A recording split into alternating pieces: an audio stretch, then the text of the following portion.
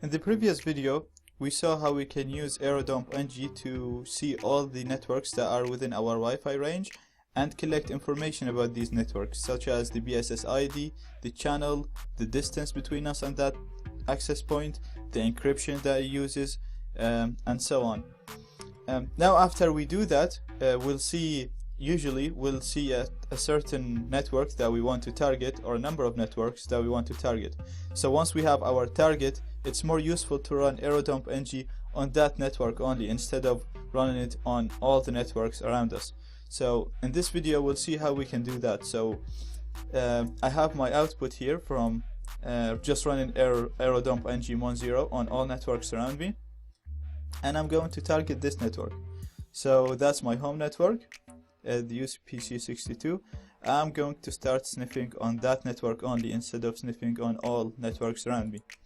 To do this, we're going to use the same program, so it's airodump-ng,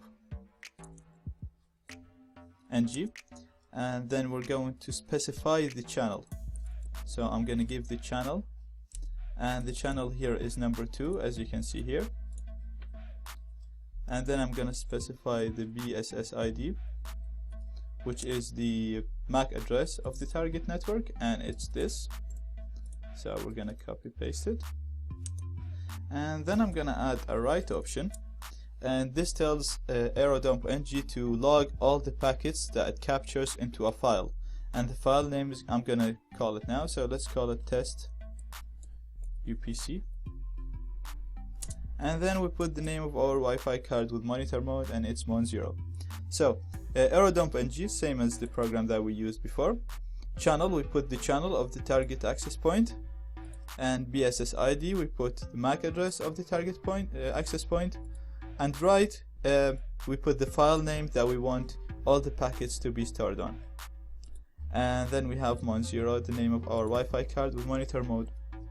So I'm gonna hit enter, and as you can see, the only network that shows up is UPC62. We don't have any other networks with us. And we can now have a look on this section. In the previous video, we had too many networks here, so we only had one section in airodump-ng. This section was missing here, the second section. So the first section, as we saw in the previous video, contains all the access points that are within our Wi-Fi range. This section here. Now the second section contains all the clients that are associated with the access points here. So in here, this is not a network, this is a client, and it's connected to this network. We know that because we see the BSS ID here. That's the MAC address of the network that this client is connected to. So the MAC address here is the same as the MAC address here, so that means this client is connected to this network. Now the station is the MAC address of the client, so this is the MAC address of the device that is connected to the network. Power is the distance between us and this device. Rate is the maximum speed that this device is running on. Lost is the number of packets that we lost, we couldn't capture from the target device. And frames is the number of useful packets that we collected from that device. We'll talk more about frames and data, as I said, when we start talking about web cracking. So just want to show you now the two main parts again. So the first main part is the access points that are within our Wi-Fi range. The second main part of airodump is the clients that are associated with these access points. We have the MAC address of the access point here, and the MAC address of the actual client in here. Now I'm going to Control C. So now all the data has been logged into a file called test UPC. I'm going to use ls, which is a command to list files in Linux, and just list the files that airodump created. So it's going to add a star after it. And we see airodump automatically created four file formats. So in our command, we only specified the file name as test UPC. You can see that airodump automatically added a 01 to the file name. It adds this just in case there is another file that has the same name. And then we have 4 different file formats: the cap, CSV, Kismet, and Kismet XML. Let's go have a look on the files here in my home directory. So it should be called test. Yeah, that's it. So that's the files here, and they're in the home directory because my terminal is working in the home directory. If we go pwd, we see we're in the root directory.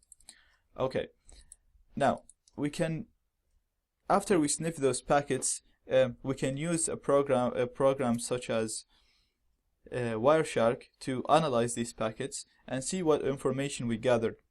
The problem is, in this specific network, it's using WPA encryption, so all the packets are encrypted, and we won't be able to decrypt them unless we have the key. So we're going to talk about how we crack the key in section 2 of this course.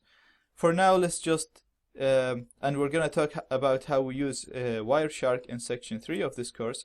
So I'm just going to run Wireshark just to give you a quick look on how the packets show up. So they're not going to be useful. They're all going to be encrypted, so they won't really be any use to us. So if I'm going to go on the open file and test, yeah, that's the file name, and I opened it, and we see here we can get some information.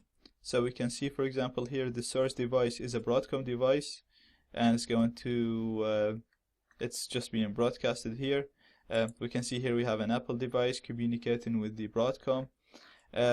That's as much as you'll get. You'll get MAC addresses, you'll get maybe devices, manufacturers, very simple information. All this because the network is encrypted.